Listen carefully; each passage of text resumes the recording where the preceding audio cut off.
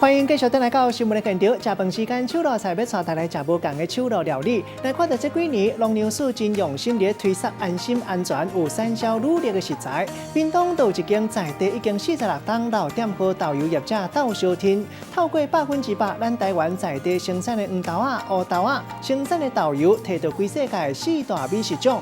优质的豆油嘛，摕到这个法国式的刀子，高雄出名1.1的法国式餐厅的推荐。另外，还有亚洲最加卤豆子、丹兰酥，伊甲台湾的豆油用来煮食，法国式的料理煮起来新的滋味。其中上较重要的关键，用的就是咱台湾生产的豆油。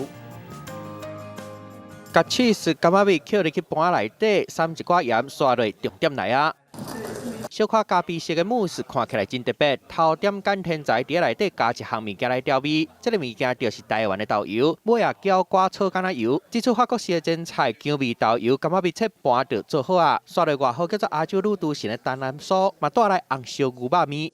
我这个本身的汤底其实是用有一点法式高汤的烧这个牛骨、烧蔬菜之后，焦糖味道出来之后的甜味，就是把黑豆的香跟酱香呢是融合的非常好，它很强烈，所以我可以用一点点。它就够了。用法国式的汤头来打造香葛顺的红烧牛肉面，豆油真重要。一试过几6种豆油，一直到用到台湾乌豆豆油才决定落来。